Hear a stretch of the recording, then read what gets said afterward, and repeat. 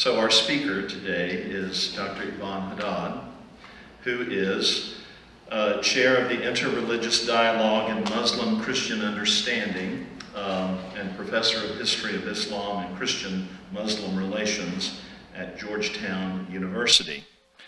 She has been described as at the top of her field in the study of Muslims in America and the foremost interpreter of the Islamic experience in the United States. She is a leading figure in a school of thought that sees the key issue for Muslims in the U.S. as being the conflict between traditional Islamic values and integration into mainstream U.S. society. Her interests and focus include contemporary Islam, intellectual, social, and political history in the Arab world, Islam in the West, and her current research focuses on Muslims in the West and on Islamic revolutionary movements, extensively published in this area. And as you will hear from her, she was born in Syria and became a refugee at the age of 4 when Turkey occupied the area. Childhood was in Aleppo, Syria, and at age 12, she watched truckloads of Palestinian refugees from 1947 as they arrived into the camps established for them in Syria. She describes herself as a practicing Christian, and she studied in Beirut, Lebanon, where she met her husband, an Episcopal priest, where they would later move to Jordan, establishing a church and a school. And in Jordan, she again was confronted with the large influx of Palestinian refugees. She has said that in spite of all of the awards and the accomplishments and everything that has come her way, quote, "I am satisfied if I'm introduced as a lifelong supporter of the rights of Palestinians to live in peace and dignity in their homeland." That is Dr. Yvonne Haddad, who I have the distinct pleasure of welcoming to this place today. Would you join me in welcoming Dr. Haddad?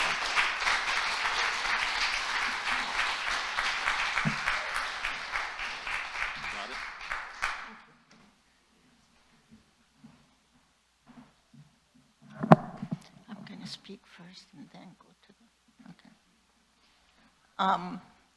As you were told, my first encounter with Palestinians was when I was 12 years old. I was standing on the balcony and I saw truck after truck after truck full of Palestinians. I had no idea who they were.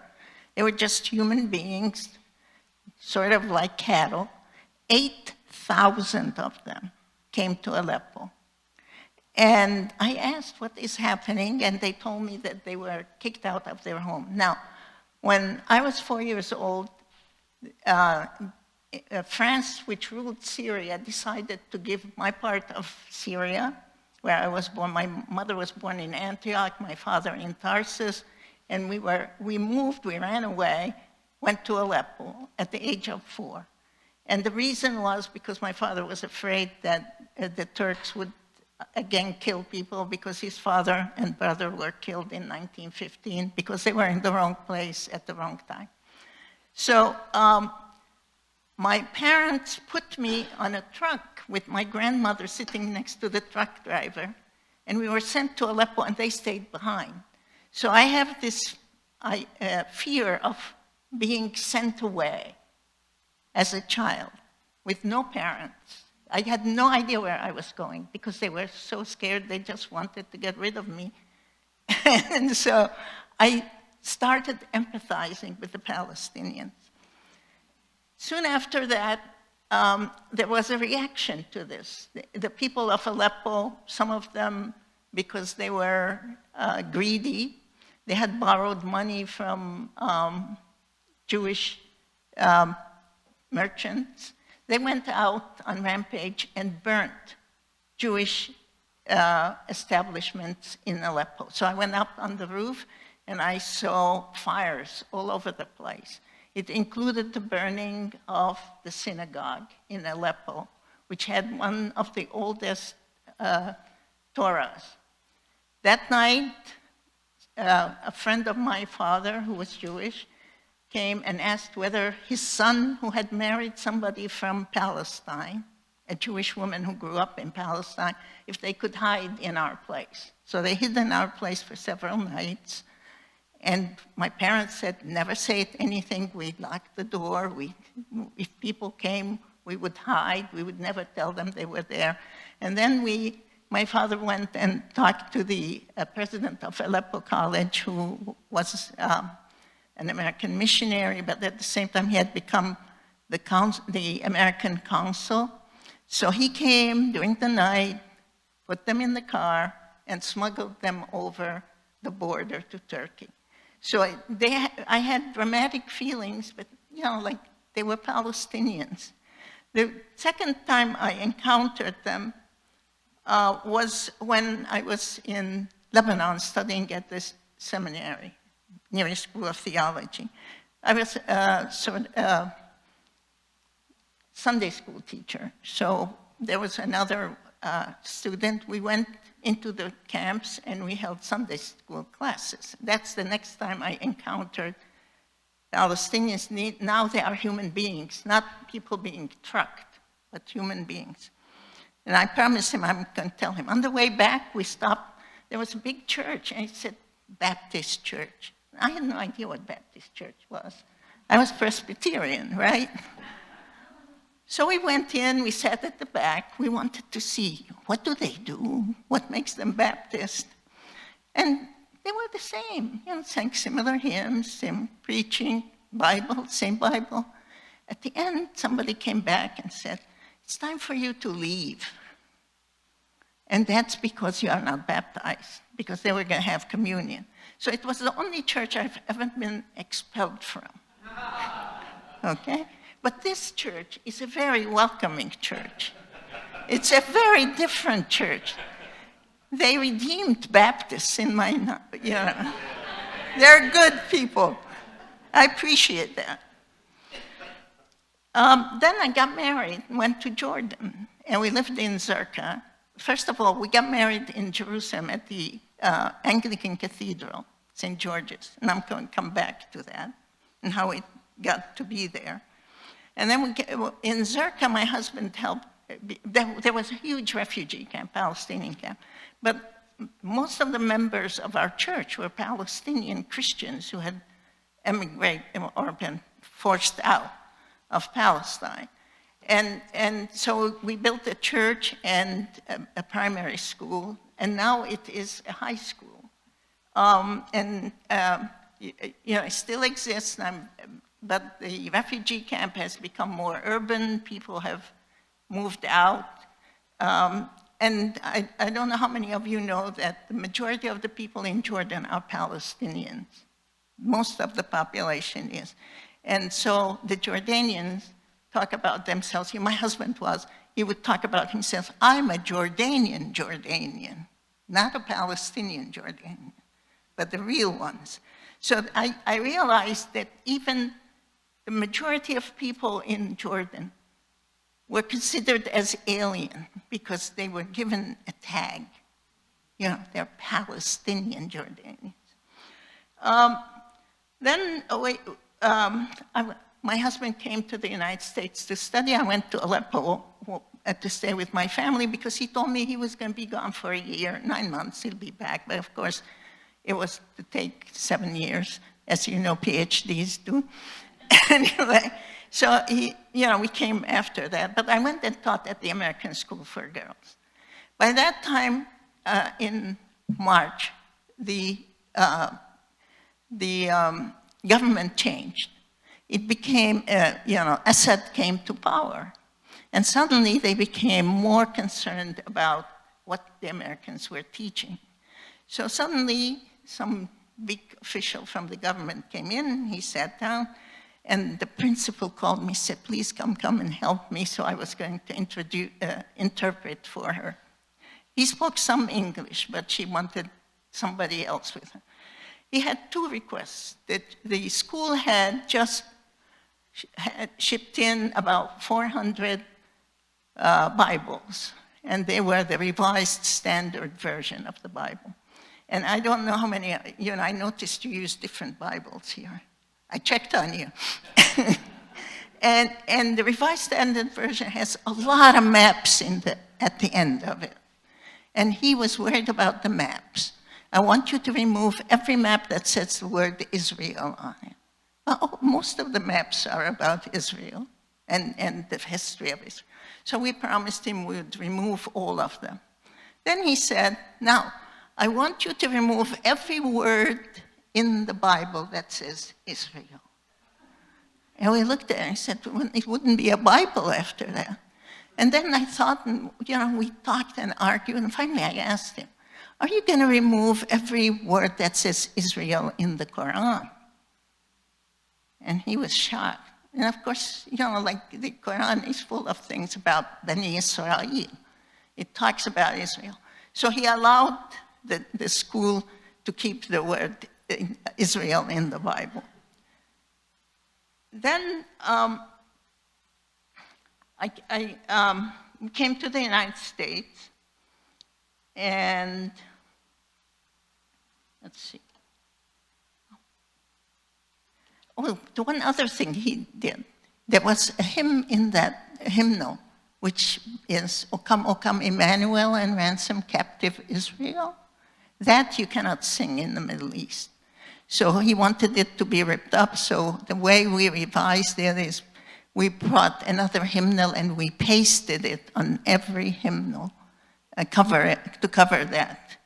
But that was very important because they were afraid that people would be able to feel comfortable with the idea that Israel is there to stay. But Israel has been there to stay, and the Palestinians are increasingly being kicked out.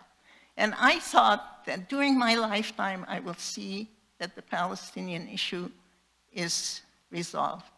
And I'm afraid I'm going to die, not see it. Maybe the next generation.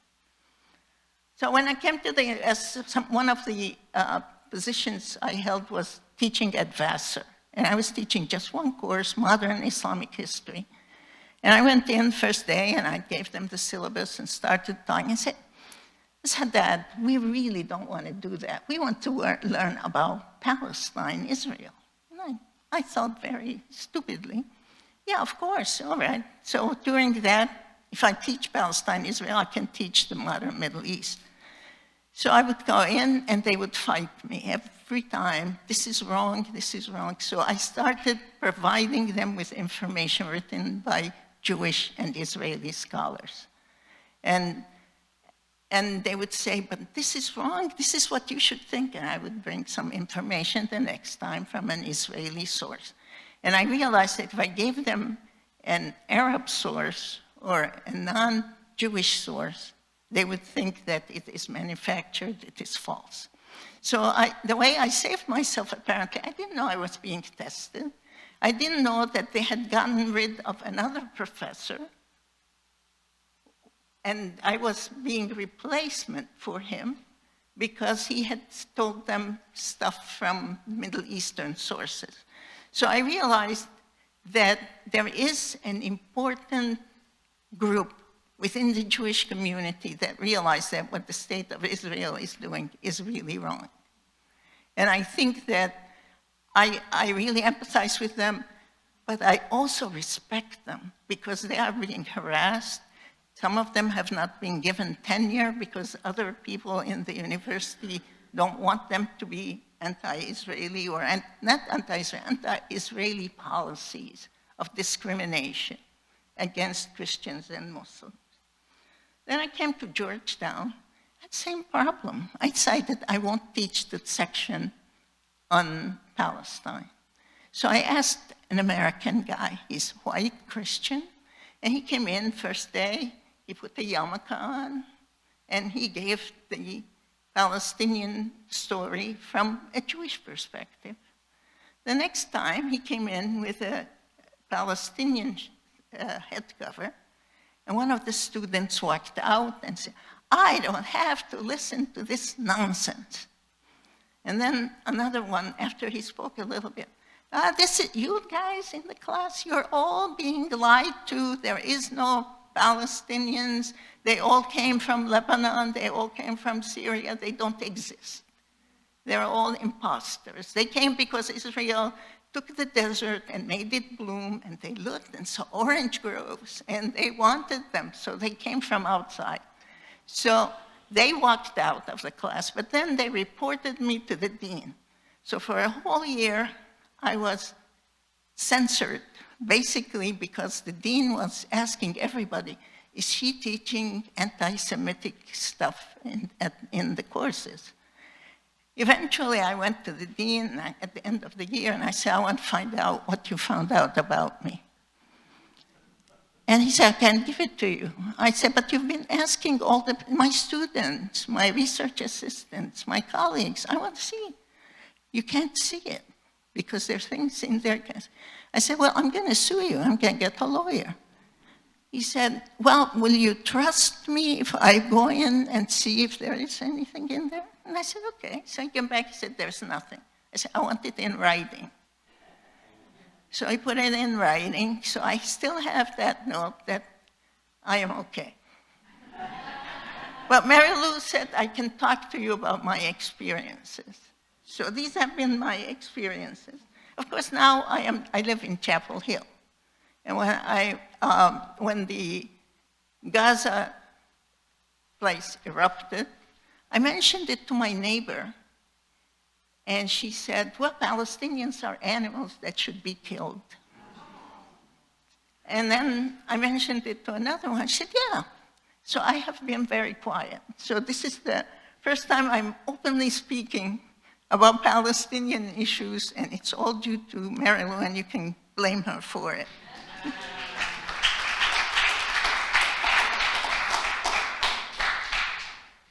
So I want us to go and see what happened. On September 19, 2022, I don't know how many of you know this story. A Christian farmer in Texas sent 5 heifers, I guess that's how you spell it, 5 heifers to Israel. How many of you have heard of that? Good. At least 3 or 4 did. That was one of the reasons cited by one of the Hamas fighters as the reason they erupted over the wall on October 7th. There was another reason. The other reason was the fact that Israel was going to have this be included with Saudi Arabia in the Abraham Accords. And they realized that that would be the end of their sort of desire for a homeland where they can call themselves Palestinians. Now these heifers, like, why would heifers create such a problem? Because the heifers are supposed to be pure, not a single blotch on them. And they have been being raised in the US specifically for a purpose, to send them to Israel so Jesus can come. And I'm talking about Christian fundamentalism, and the Christian fundamentalists who are hand in hand with the Israelis in creating what I call goyim. Goy is the Arabic, the Hebrew word for people who are not Jews. A goyim-free Israel.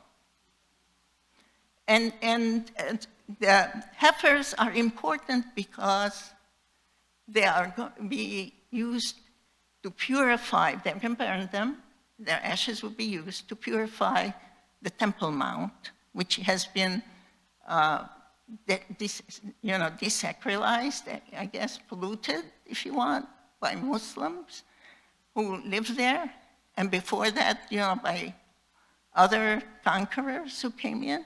But basically, the only way you can cleanse it is having those heifers then. And then Jesus is going to come. And guess what Jesus is going to do?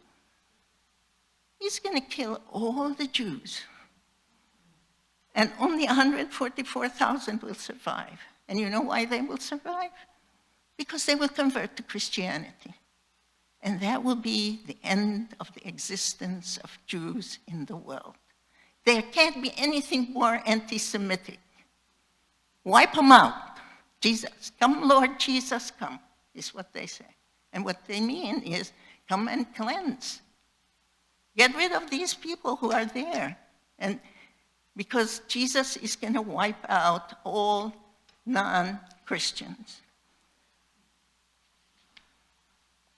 Now, what happened in October 7 is that we had the Hamas people come over the border and kill people. Now, the statistics are still disputed. We don't know how many people are really killed. The Israelis at first said 1,240. Now they brought it down to 1,100. The question is, who did most of the shooting? Because we know that the Israelis used the whole idea, Hannibal, which is how to make sure that no Israelis are going to be taken captive. So Hannibal means that you wipe out everything. You kill the Jews, it's okay, as long as they're not taken captive and become sort of hostages.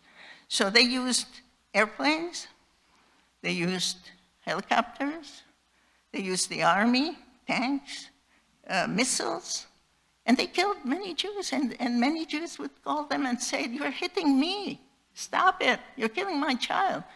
But they kept going because of the fear. So how many of these people that were killed by Israeli rather than Hamas? I'm not justifying anything.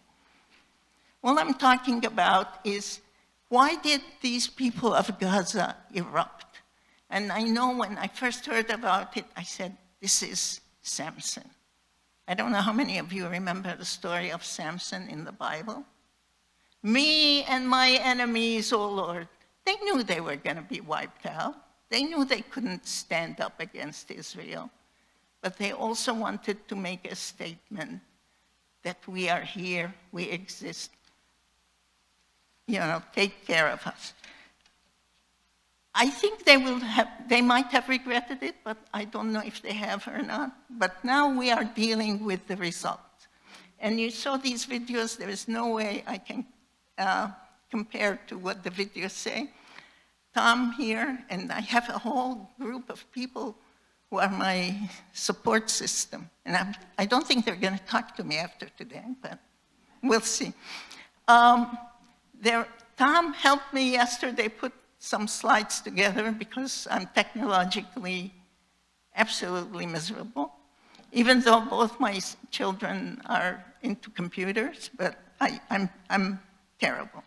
So I want to talk about why Israel exists in what used to be Palestine. I'm sure you know the story, but for those who don't remember, I want to remind you. This was a Christian idea. It started in England. It started among Christian fundamentalists. They wanted all the Jews to go back to Palestine. Christian Zionism preceded Jewish Zionism. The Christians had to convince the people in Europe that were being persecuted Jews to go to Palestine. They were thinking of other places they could establish a state, but they convinced them they had to go to Palestine. So in 1917, I want to,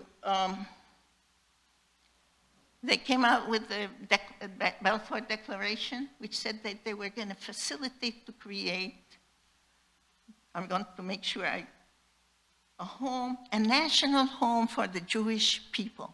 They never said an exclusive Jewish state. A national home for a state. I mean, you can see I'm having trouble because my computer broke last night or something. I have no idea. It's still working, right? Right, it's still working.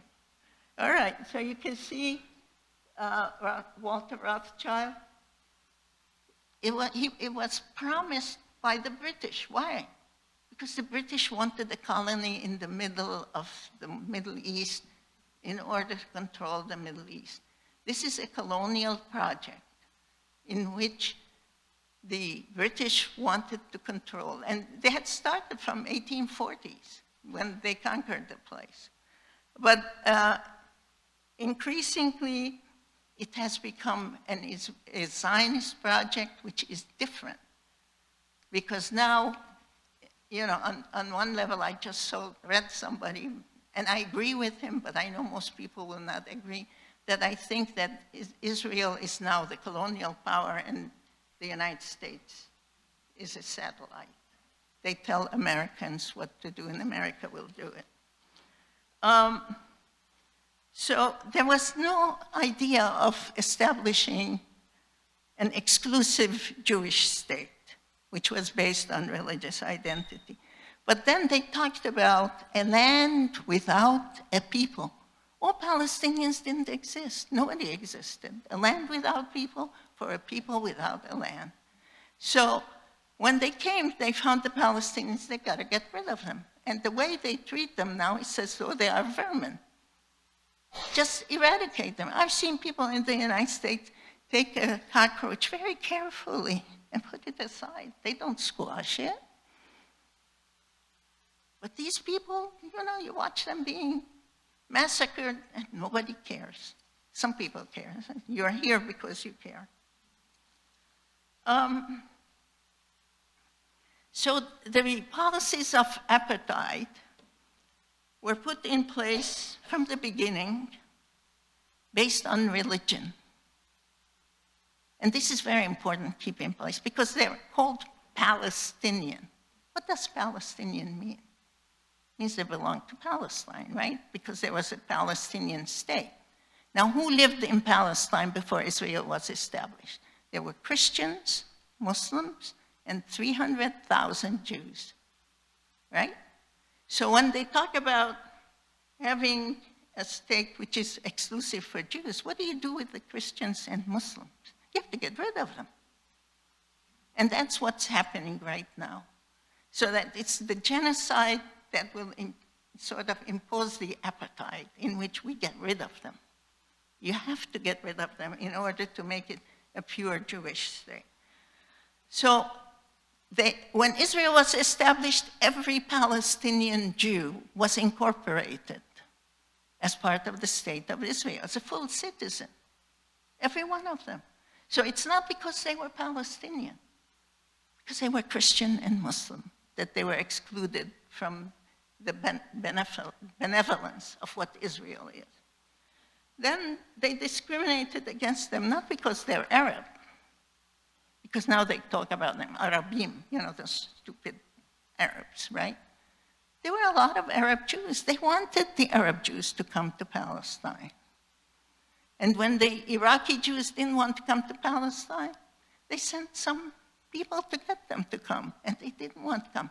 140,000 Iraqi Jews came to Palestine as a result of the bombing of the synagogue in Baghdad by the Haganah, which is the Jewish terrorist group. They wanted to scare them. They were happy. They were wealthy. They ran the economy. One of them, the Sassoons, became, you know, like dignitaries in England. They had the, you know, they were thriving. They didn't want to go to Israel. They scared them to go there. Why? Not because they're Arab, because they were Jewish. So the discrimination in Israel is based on religion. What they call goyim. So they will tell you because they're Arab, because that makes them less than human. They're Muslim, they're Palestinian.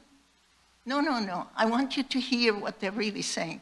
They're Christian and Muslim, and they don't belong in Israel because Israel is a Jewish state for Jews only.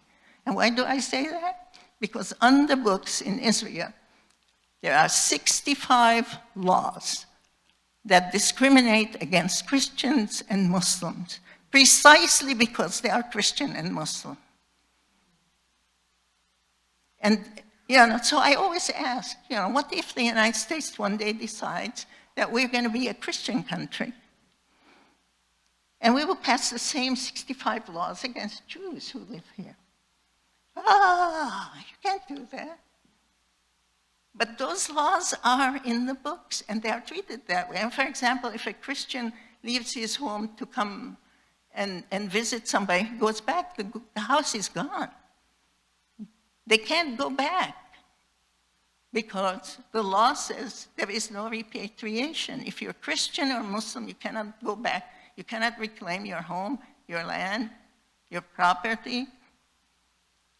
And we accept it because it is described as anti-Arab or anti-Muslim. Now, as you can tell, I have a PowerPoint presentation, which I was helped with by Tom, who knows how to make PowerPoints, and I didn't know. And so I'm going to go through them quite fast because obviously didn't coordinate with my presentation. But I want you to see them because I think he did a magnificent job. I would never be able to do it. I'm sure I'm going to die before I learn how to do it because I could not even send them or email them. And so we're using my computer because they're ensconced there. We can't move them. So you're going to see them anyway. All right. So most Zionists don't believe that God exists, but they do believe that the promised land belongs to them. And this is from, notice, a Jewish source. I didn't make that up. It's not a Christian source. It's not a Muslim source. A Jewish scholar. That's how I learned how to deal with this issue, is read what the Jewish scholars are saying. Okay? Next one. This is the map of Palestine. And you can see 1947. And then what happens? Israel, the white area is what Israel occupies, what is now Israel. And the green area, what is left for the Palestinians, or the Christians and the Muslims, who are in basically concentration camps because they have walls around them, they have sentries around them, they are not allowed to some places because those are consecrated for Jewish presence only. So Christians and Muslims are restricted from going to other places. So you can see how much of Palestine has become Israel. Okay, next slide, please. All right, so how did they do it? And look at all the massacres that have taken place over the years. One massacre after another. One massacre after another. And who was being massacred? Palestinians. Palestinians who are Christian and Muslim. Okay? And look who are the leaders in Israel. Every one of them is European. They don't have any that are of Middle Eastern background. So why didn't they create a state in Germany that was called Israel? I mean, sometimes I provoke, I know I shouldn't do it, but basically I ask, okay, there are 500,000 Jewish people who have emigrated to Israel from the United States, right? 500,000. So why don't we bring 500,000 and put them in Brooklyn? I didn't get the reaction I should get. What? We don't want them here, right? But what are they doing when they move there? Where are they going? They're going into Christian and Muslim territory. They're taking the homes of Christians and Muslims, replacing them, and pushing them into the little concentration camps they have put them in. But, like we celebrate the return of Jews to Israel. And where are they going? Okay, next please. And this, of course, is the famous Kahane. And he's the founder of the Jewish Defense League. Now, I didn't tell you about one experience I had. We lived in Hartford. My husband was professor at Hartford Seminary, and I graduated from there. And Kahane's group came into town when some Jewish establishments in West Hartford were bombed, or they had fires. And so, of course, they looked around, who would do it? It was my husband, right? Because his name was Wadi Haddad. Wadi Haddad is a very common name. The Minister of Economics in Lebanon is called Wadi Haddad, but also there was one Palestinian called Wadi Haddad who hijacked airplanes. So, a professor at Brown University wrote, Wadi Haddad, the guy who hijacks airplanes, lives in Hartford, and he teaches at Hartford Seminary. And there are 110 Palestinian students studying to become hijackers. This was published in the Hartford Courant by a professor at Brown University. So we were terrified because everybody, like, do I dare go into West Hartford and shop? Do I dare show my credit card? I have my name on it. I mean it, seriously. We were in terror until a few days later, when he bombed the synagogue, they found out it was a Jewish youth, 17-year-old, 16, 17-year-old Jewish kid. He was doing all the bombing. And then, of course, it wasn't terrorists, right? It was a poor, sick, miserable kid that needs counseling. But if it was done by somebody else, we would be a terrorist. So I want you to be aware of the language we use when we talk about events. I mean, I literally was terrified to go. And also I remember in Hartford, I one day went across town. We lived in Hartford, we went to East Hartford, and I gave a lecture at the UCC, United Church of Christ Church. By the time I got home, 20 minutes later, I had a phone call from the JDL, his disciples. Stop talking about Palestine or we will kill your children. So I applied and put my children in a boarding school in New Hampshire. So if you speak, you will get a reaction. And some of it, I've had other death threats. I've been on television when I came back. I was at Georgetown. I gave the interview downtown Washington. By the time I got to my office, I had 78 death threats, email and phone, because you're not supposed to talk about these issues. It's part of the silencing. And I blame Mary Lou for getting me to speak about it. I've been silent since I moved here, 5 years. Okay, next. Now, this is a disciple of Kahane. International law does not apply to Jews. That's the difference between the chosen people and the others. So they don't have to, like he's a minister in the Israeli cabinet. And there is a book that is being circulated which says that the 10 Commandments in the Bible, when they say do not kill, that does not apply to Jews. But it means do not kill another Jew. So I always say, one of the 10 Commandments is do not take the name of the Lord in vain. But it has been translated as do not criticize the state of Israel. So if that has been my experience, is if you criticize the state of Israel, it says, so you have cursed God. Next, please. All right, this is napalm bombing. Now, for a while in the Middle East,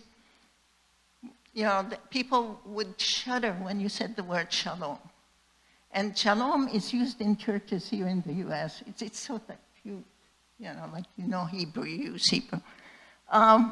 But in the Middle East, whenever you say shalom, people hear napalm.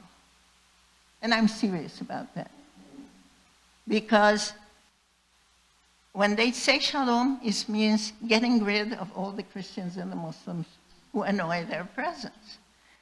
We had a person in our congregation in Jordan who was Palestinian, and he told me when I said something stupidly at that time. I wasn't very educated. And he told me that his daughter was hit by napalm. And he said, I tried to keep her from being burnt, and I couldn't, took my coat off, tried to get the burning off. I couldn't, she died in my hands. What are you talking about? And when you talk to people who have suffered the consequences of what Israel is doing, then you begin to understand. But you don't get it here in the United States because you don't meet these people, you don't talk to them, and the press will not cover it. Okay? All right, so this is some of the bombing of Gaza, since I'm supposed to talk about. I did not address what you wanted me to, did I? It's okay? All right. I just wanted you to see some of the pictures that are on television. Okay, next one. I want to go through them. Okay, they have bombed hospitals. The first hospital that was bombed in Gaza was the Baptist Hospital, which has been taken over now and run by the Episcopal Church. Okay, so they love to bomb hospitals. Go ahead. This is the Greek Orthodox Church in Gaza. It survived 14 centuries of Islamic occupation, if you want to call it occupation. And this is what the Israelis did to it. Okay? 14 centuries of Islamic rule in Gaza. It was an active church. Nobody bombed it.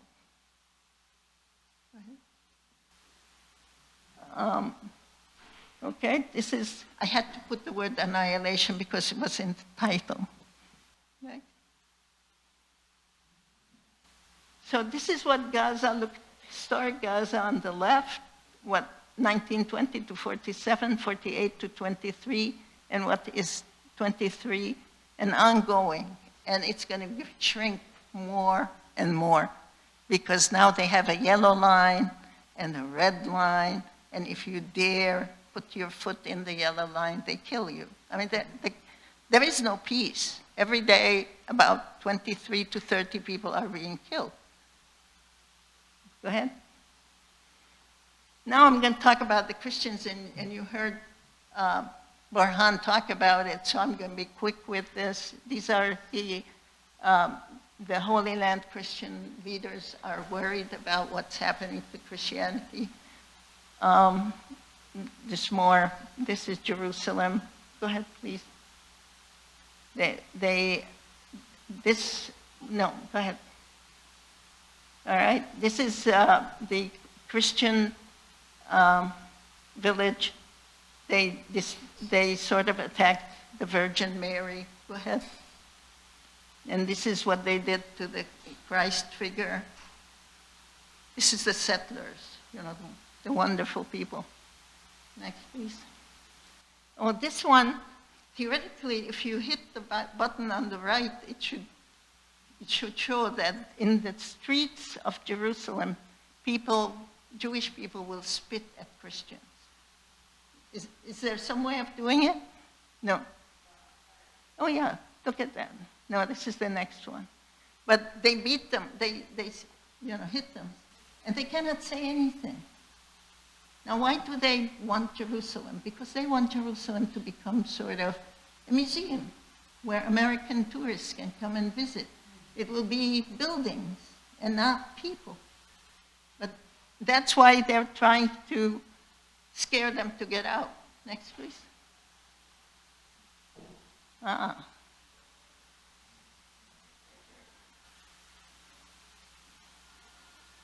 They spit at them. Look at that. They beat them because they are Christian. And these are the new settlers that moved into the Christian area of Jerusalem. Next, please. They don't only attack Christians, but this is a mosque they desecrated and bombed. So the Christians and the Muslims are together in it. It's not just Muslims. I mean, they sell it to America as Muslims, but it's really anyone who is not Jewish. Next, please.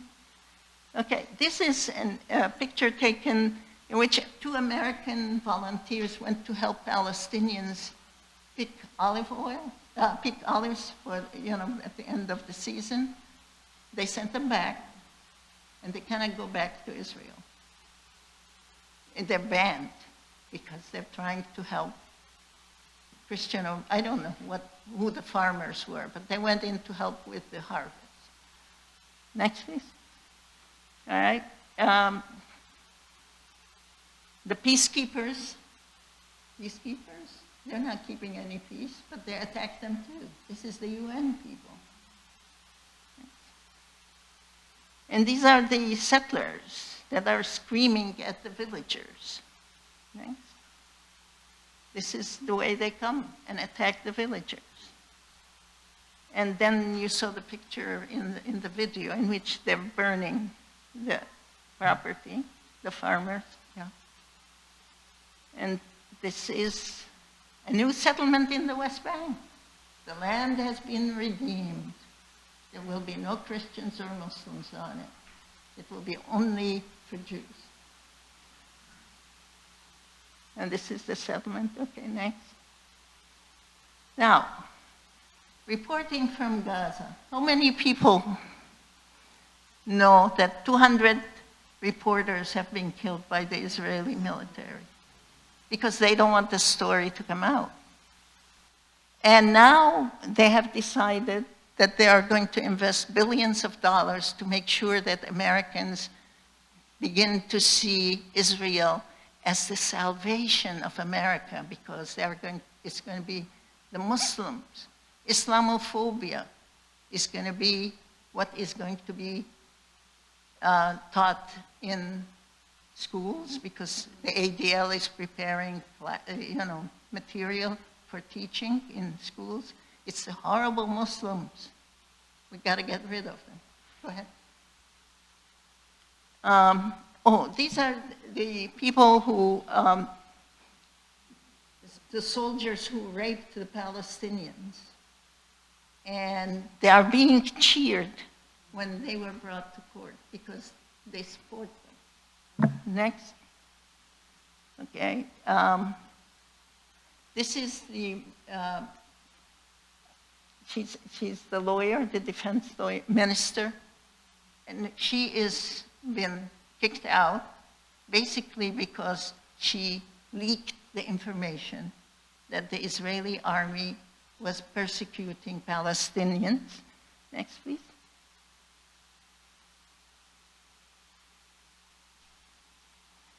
And this is Netanyahu saying,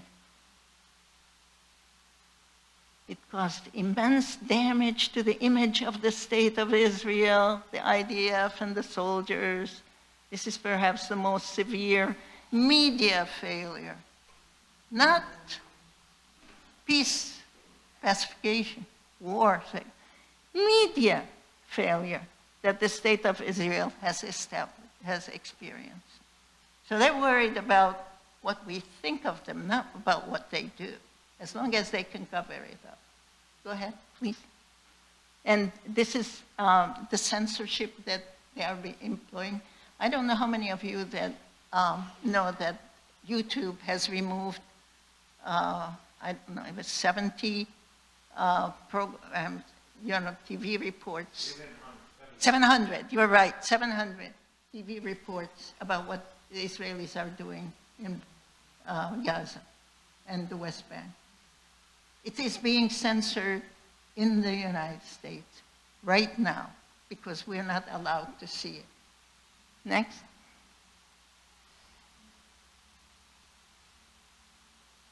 And now they're trying to get rid of the professors. I'm retired, so today I could speak. Otherwise, I would have been fired immediately. Go ahead, please. And the ex-Mossad chief is saying that they now have new project on how to convert people. They will have blackmail campaigns, and they have global sabotage. They're already ready with the program on how to redeem Israel for what it's doing from its the reputation. It is easier for them to get you to hate Muslims than love Israel. So they have now dedicated billions of dollars. I think I'm over time, right? I should shut up, right? We want some time for questions. Yeah, okay. I think there is one more slide or something. Yeah, these are the cartoons that the Palestinians have. You can read them. I don't have to read them.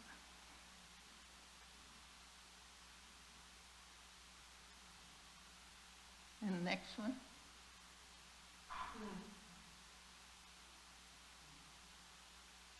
Thank you very much.